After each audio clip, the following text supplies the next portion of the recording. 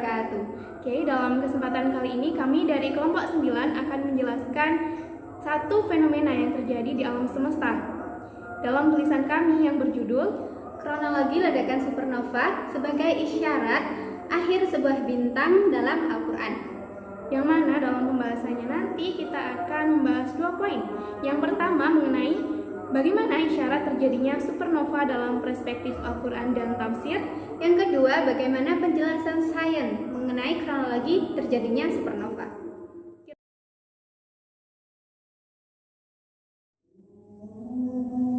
Sebagaimana yang telah kita ketahui, bahwasanya manusia sebagai salah satu makhluk penghuni muka bumi ini seringkali dihadapkan dengan fenomena-fenomena alam yang mungkin saja terjadi karena kewajaran sebagai hasil dari daur kehidupan selama 24 jam.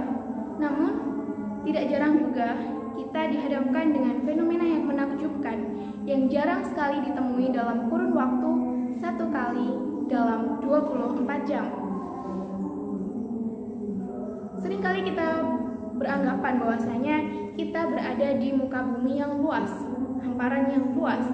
Namun pada faktanya ketika kita melihat akan adanya fakta jagat raya di sekitar kita mendapati bahwasanya bumi, planet bumi yang kita tempati ini hanyalah satu titik kecil di antara luasnya jagat raya ini. Dan seperti teori-teori yang telah kita pelajari, bahwasanya jagat raya memiliki sebuah permulaan untuk kemudian memiliki bagian-bagian yang jelas di dalamnya. Sesuatu hal yang memiliki permulaan pada umumnya akan diikuti juga dengan masa berakhirnya. Dan begitu pula lah kiranya yang akan terjadi terhadap komponen-komponen yang juga terdapat dalam jagat raya. Salah satunya adalah yang terjadi terhadap bintang. Dalam hal ini, kami akan menjelaskan satu siklus dari bintang yang acap kali terluput dari pandangan manusia karena keterbatasan jarak pandang di tengah luasnya planet raya ini. Bintang sebagai salah satu komponen dari jagat raya menunjukkan bahwa dirinya juga memiliki masa untuk berakhir.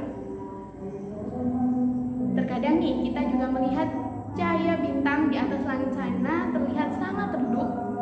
Namun dalam waktu lain kita juga mendapati cahaya bintang itu terlihat berpendar begitu terang.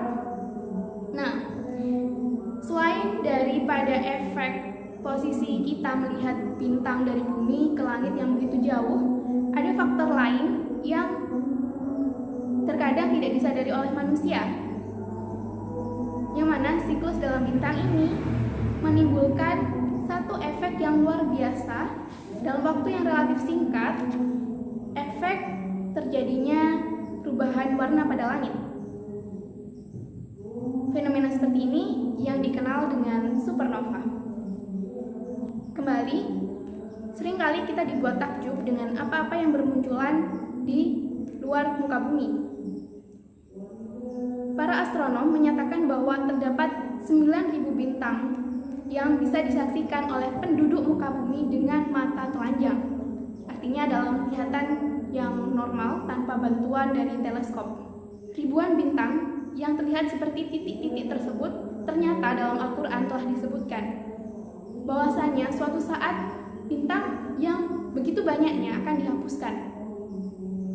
Istilah penghapusan disematkan untuk masa berakhirnya sebuah bintang ini mengisyaratkan bahwasanya bintang yang banyak tadi hanya merupakan satu komponen yang kecil di sisinya. Dan dalam pembahasan ini saya akan memaparkan 2 isyarat Al-Quran yang menyatakan penghapusan dari bintang itu sendiri dan kemudian suasana langit yang terjadi setelah dihapuskannya bintang tersebut, atau ketika bintang mengalami kehancuran. Yang pertama, saya mengambil Al-Quran surat Al-Mursalat ayat ke-8 yang bunyinya A'udzubillahi minasyaitonirrajim. Bismillahirrahmanirrahim. Faidan nujumu tumisat yang artinya dan apabila bintang-bintang telah dihapuskan. Lalu bagaimana kiranya bintang yang selama ini kita lihat pada akhirnya dihapuskan? Untuk memperdalam hal tersebut, mari kita lihat beberapa penjelasan mufasir mengenai ayat ini. Yang pertama adalah dari tafsir At-Tabari, yang mana Imam Ibnu Jarir At-Tabari memberikan penjelasan yang singkat dan jelas terhadap ayat ini, bahwasanya yang dimaksudkan bintang dihapuskan itu adalah dihapuskan untuk selama-lamanya. Dalam artian yang tersirat, maka ketika bintang itu berakhir, kemungkinan juga kehidupan juga akan berakhir. Lalu pada kitab tafsir yang selanjutnya, dalam kitab tafsir Fi Zilalil Quran, Syekh Sayyid Qutb memberikan subbab judul terhadap Al-Mursalat ayat ke-8 ini dalam subbab yang berjudul Suasana Hari Kiamat yang Sulit Dibayangkan oleh Orang Musyrik. Jadi dari judulnya sendiri kita dapat membayangkan bahwasannya ayat ke-8 ini adalah salah satu dari isyarat bagaimana situasi ketika hari kiamat nanti, yakni ketika cahaya bintang gemintang dihapuskan sehingga menjadi gelap gulita. Kemudian pada kitab tafsir yang ketiga, dari kitab tafsir Al-Azhar oleh Buya Hamka, beliau di sini juga memasukkan ayat ini dalam sekelompok ayat yang beliau beri judul Bila Kiamat Datang. Nah, dalam hal ini beliau memberikan penjelasan bahwa yang dimaksud dengan bintang yang dihapuskan ini memiliki dua kemungkinan. Satu, yang pertama adalah cahaya bintang itu tidak terlihat lagi, sehingga perjalanan di muka bumi ini menjadi gelap gulita, dan penglihatan manusia tidak lagi dapat menembus ke langit. Atau kemungkinan yang kedua, bintang-bintang tersebut telah beranjak dari tempat masing-masing. Kemudian di akhir penafsirannya, Buya Hamka menjelaskan bahwa hal demikian akan terjadi pada bumi. Dengan dihapuskannya bintang dan cahaya bintang yang hilang, maka telah jelas bagi kita adanya perubahan yang mungkin mengerikan terhadap dunia di kemudian hari. Dan itulah penjelasan dari tiga kitab tafsir yang menjelaskan surat Al-Mursalat ayat ke-8 tadi, mengisyaratkan bahwa bintang pun memiliki waktunya untuk berakhir di tengah jagat raya yang luas ini. Lalu, apakah berakhirnya sebuah bintang ini akan berlalu begitu saja tanpa disadari oleh penduduk bumi, utamanya manusia, sebagai makhluk yang biasanya melakukan pengamatan terhadap fenomena-fenomena yang terjadi di sekelilingnya? Mengenai ayat ini, mengenai hal ini, Al-Quran juga memberikan gambaran seperti apa kiranya situasi atau kondisi alam semesta jagat raya di hari kemudian. Selanjutnya dalam satu ayat lagi dalam Quran surat ke-55 ayat ke-37, dalam ayat ini kita akan mendapatkan gambaran situasi daripada jagat raya, atau karena kita sebagai penduduk bumi, kita akan mendapatkan gambaran dari langit, yang mana bunyi ayatnya adalah Bismillahirrahmanirrahim, Fa'idang saqqatis sama'u fakanat wardatan kaddihan, yang artinya maka apabila langit terbelah dan menjadi merah mawar seperti kilauan minyak. Kira-kira kapan langit itu akan terbelah sehingga memancarkan kilauan seperti kilauan minyak? Untuk mendapati penjelasan dari ayat tersebut, saya akan kembali memaparkan 3 penjelasan dari kitab tafsir. Yang pertama, dari tafsir At-Tabari. Dari tafsir At-Tabari di sini menggambarkan bahwasanya yang ditunjukkan dalam ayat ini adalah gambaran terhadap kondisi langit ketika terbelah pada hari kiamat. yang mana pada masa itu langit akan berubah warnanya menjadi merah mawar. Menurut pendapat yang beliau sampaikan ini juga didukung dengan beberapa riwayat. Yang pertama ada riwayat dari Sulaiman bin Abdul Jabbar berkata, Muhammad bin As-Salut menceritakan kepada kami, dia berkata Abu Kadinah menceritakan kepada kami dari Kabus, dari ayahnya mengenai firman Allah pada penggalan ayat yang berbunyi wardatang kadihad dan menjadi merah seperti kilauan minyak. Dalam riwayat lain dikatakan oleh Bishr yang diriwayatkan dari Yazid, dari Sa'ad dan dari Qatadah yang mengatakan bahwasanya saat ini jagat raya yang kita tempati warnanya adalah kehijau-hijauan, namun pada hari kemudian akan berubah warnanya menjadi warna merah mawar. Lalu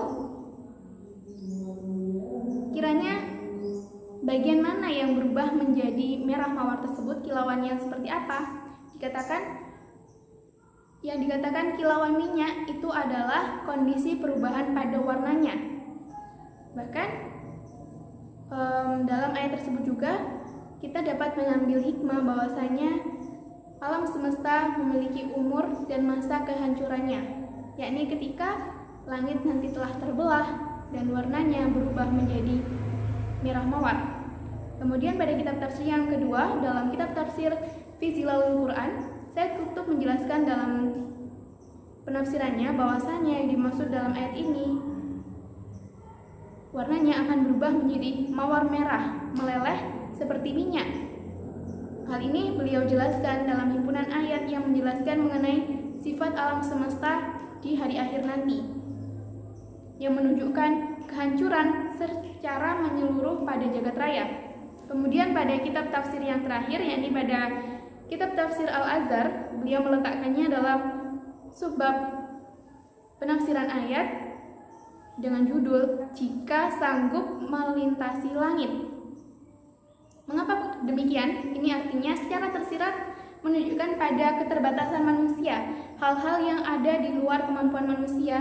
Terdapat fenomena-fenomena yang menakjubkan. Namun tidak jarang peristiwa yang menakjubkan tersebut terkadang bagi kita hal itu adalah hanya isyarat alam semesta biasa. Nah, dalam kitab tafsir Buya Hamka ini beliau menjelaskan bahwasanya warna merah mawar ini adalah salah satu efek dari nyalanya api neraka.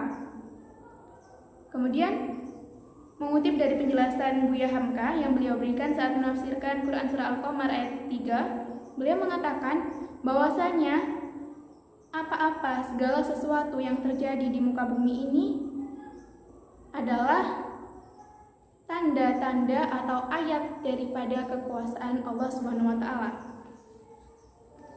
Nah, dari penjelasan tafsir terhadap dua ayat tersebut, maka dapat kita ketahui bersama bahwa yang digambarkan sebagai isyarat yang akan terjadi pada alam semesta itu terjadinya adalah pada hari kiamat nanti. Mengenai kepastian kapan waktu fenomena itu akan terjadi, hal itu menjadi rahasia Allah Subhanahu wa taala. Kemudian yang dapat kita integrasikan bahwasanya fenomena sains bisa diindikasikan dengan fenomena yang serupa dengan apa yang dijelaskan dalam kitab tafsir tadi. Yang kita kenal pada saat ini adalah peristiwa supernova. Kemudian yang kedua, situasi jagat raya yang digambarkan yang nanti menyertai berakhirnya suatu peri kehidupan digambarkan dengan perubahan pada jagat raya itu. Yang mana yang tadi disebutkan bahwa jagat raya yang kita tempati saat ini warnanya adalah kehijau-hijauan, dan pada hari kemudian warnanya akan berubah menjadi merah mawar. Mengenai bagaimana sebenarnya yang dimaksudkan dengan dalam Quran surat Al-Mursalat ayat ke-8 tadi, sesungguhnya sampai pada hari ini masih dilakukan perburuan apa yang dimaksud dengan penghapusan bintang-bintang dan bagaimana prosesnya sampai saat ini masih menjadi tanda tanya dalam dunia sains, yang mana diindikasikan dengan terjadinya supernova. Maka penjelasan yang berikutnya akan kita ketahui bersama kiranya bagaimana peristiwa supernova yang diindikasikan adalah integrasi daripada Quran Surah Al-Mursalat ayat ke-8 ini? Akan kita dengarkan penjelasannya setelah ini.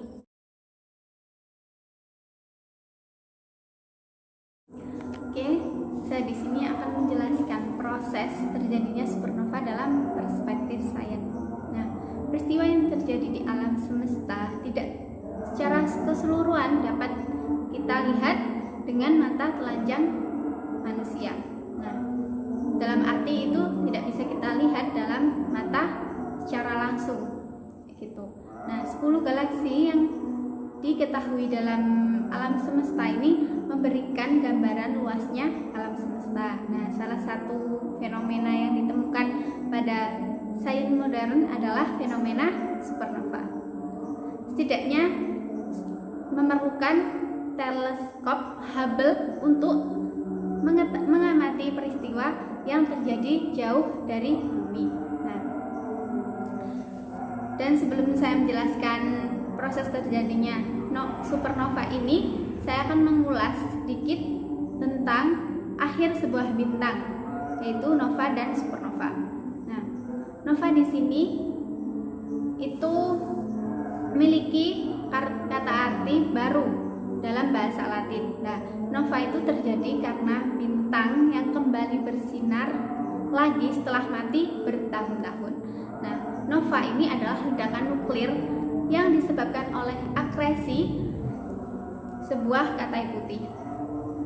Nah, matahari itu dapat bersinar karena adanya reaksi fusi di inti mereka yang mengubah hidrogen menjadi helium. Ketika hidrogen habis, bintang-bintang seperti matahari akan melontarkan lapisan atmosfer telurnya sehingga hanya menyisakan inti bintang yang sangat kecil dan sangat panas dan dikenal sebagai katai putih.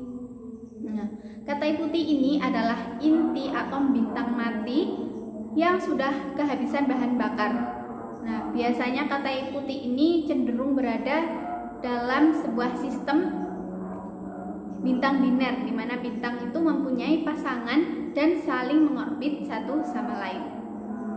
Nah, jika dalam sistem bintang biner ini terdapat katai putih dan bintang lainnya itu sedang dalam fase raksasa merah atau fase evolusi menjelang akhir kehidupan, bintang yang terjadi sebelum bintang menjadi katai putih itu, bintang itu mampu menarik material dari bintang raksasa merah menggunakan gravitasinya.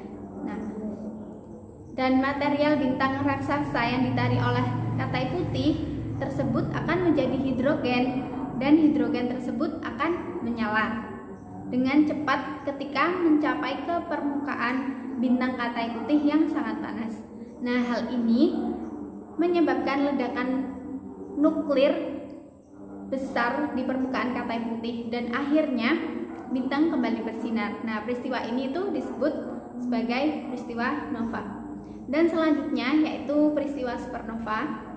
Nah, supernova ini adalah ledakan bintang di galaksi yang memancarkan energi yang teramat besar. Nah, peristiwa supernova ini menandai berakhirnya riwayat suatu bintang. Nah, bintang yang mengalami supernova ini akan tampak sangat cemerlang dari bintang-bintang lainnya, dan kecemerlangannya ini bisa mencapai ratusan cahaya bintang tersebut bermula. Nah, energi yang dipancarkan oleh supernova ini amatlah besar, dan bahkan pancarannya itu, energi yang dipancarkan ini terjadi dalam beberapa detik saja, menyamai pancaran energi sebuah bintang dalam kurun waktu jutaan hingga miliaran tahun. Nah, dan pancaran energi supernova ini dapat dihitung berdasarkan sifat pancaran radiasinya, dan supernova biasanya terjadi dikarenakan habisnya suatu usia bintang saat bahan-bahan nuklir dalam inti bintang ini telah habis, maka tidak akan dapat terjadi reaksi fusi nuklir yang merupakan sumber hidup suatu bintang. Dan apabila sudah tidak dapat dilakukan fusi nuklir ini, maka bintang akan mati dan terjadinya supernova. Nah, sebuah bintang akan mengalami fase kematian itu tergantung pada masanya. Kalau matahari, bintang matahari itu tidak akan bisa mengalami proses supernova karena tidak cukup masanya untuk meledak sebagai supernova. Nah, bintang yang akan mengalami supernova ini memiliki massa minimal 15 kali massa matahari pada saat ini. Nah, jadi sangat besar massa bintang yang akan mengalami supernova. Nah, supernova itu rata-rata terjadi 50 tahun sekali di galaksi seukuran galaksi Bima Sakti. Nah, supernova memiliki peran dalam memperkaya medium antar bintang dengan elemen-elemen massa yang lebih besar. Dan selanjutnya, gelombang kejut ini dan ledakan supernova itu mampu membentuk formasi bintang yang baru. Dan selanjutnya, jenis-jenis supernova. Dan berdasarkan pada garis spektrum pada supernova, maka didapatkan beberapa jenis supernova, yaitu ada 4. Yang pertama, supernova tipe 1A. Nah, supernova tipe ini itu tidak ditemukan adanya garis spektrum hidrogen saat pengamatan. Dan yang kedua, yaitu supernova tipe 1B atau C. Nah, supernova tipe ini itu tidak ditemukan adanya garis spektrum hidrogen atau helium saat pengamatan. Dan yang ketiga, supernova tipe 2. Supernova tipe ini itu ditemukannya adanya garis spektrum hidrogen saat pengamatan. Dan yang keempat, yaitu hypernova. Nah, supernova tipe ini itu melepaskan energi yang amat besar saat meledak, dan energi ini jauh lebih besar dibandingkan energi saat supernova tipe lain terjadi. Dan selanjutnya kita masuk dalam tahapan terjadinya supernova. Nah, bintang yang telah habis masa hidupnya ini akan melakukan supernova, dan siklus terjadinya supernova adalah yang pertama, yaitu pembengkakan. Nah, bintang membengkak karena mengirimkan inti helium di dalam permukaannya. Nah, sehingga bintang akan menjadi sebuah bintang raksasa yang amat besar dan berwarna merah di bagian dalamnya. Nah, inti bintang akan menyusut. Dikarenakan penyusutan ini, maka bintang untuk melakukan reaksi fusi untuk menjadi elemen yang berat. Dan fase selanjutnya yaitu masa kritis atau disebut sebagai inti besi. Nah, saat semua bagian inti bintang ini telah hilang dan yang tertinggal hanyalah unsur besi. Nah, maka kurang dari 1 detik kemudian suatu bintang itu memasuki tahap akhir dari kehancurannya. Hal ini dikarenakan struktur nuklir besi tidak memungkinkan atom-atom dalam bintang ini untuk melakukan reaksi fusi untuk menjadi elemen yang lebih berat. Dan selanjutnya yaitu fase ledakan. Nah, pada tahap ini suhu pada bintang itu semakin bertambah hingga mencapai 100 miliar derajat Celcius. Nah, kemudian energi dalam inti ini ditransfer menyelimuti bintang yang kemudian meledak dan menyebarkan gelombang kejut. Saat gelombang ini menerpa material pada lapisan luar bintang, maka material tersebut akan menjadi elemen-elemen baru dan isotop radioaktif. Yang terakhir yaitu pelontaran.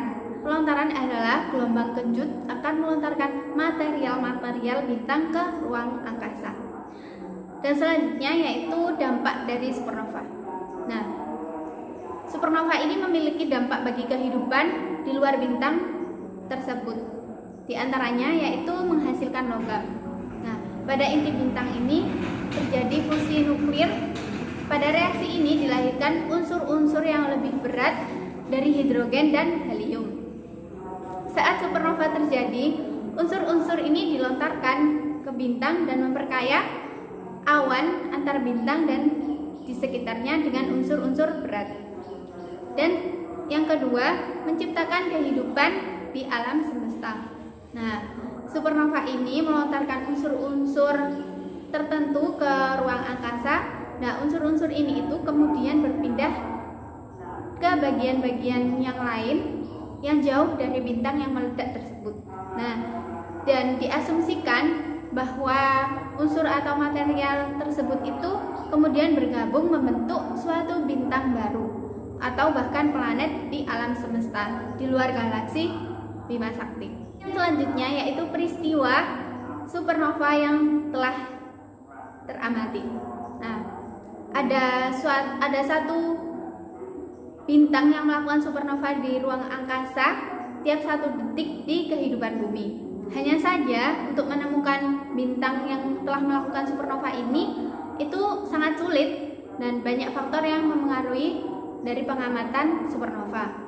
Nah, walaupun begitu, ada beberapa peristiwa supernova yang sudah teramati oleh manusia.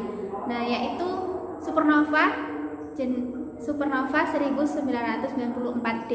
Nah, dahulu kala ini sebuah bintang meledak di tempat yang amat jauh dari bumi dan ledakan ini tampak seperti sebuah titik terang. Nah, ini terjadi di bagian luar dari galaksi NGC 4526 dan dinamakan supernova 1994D. Nah, sinar yang dipancarkannya ini selama beberapa minggu setelah ledakan tersebut menunjukkan bahwa supernova tersebut merupakan supernova tipe 1A. Nah, supernova 1987A ini yang terjadi di awan Magellan besar. Dan demikianlah kiranya penjelasan yang kami temukan dari dalam Al-Quran terkait fenomena adanya supernova. Semoga penjelasan kami dapat bermanfaat dan menambah khazanah wawasan pengetahuan kita bersama. Dan akhir kalam, sekian dari kami. Wassalamualaikum warahmatullahi wabarakatuh.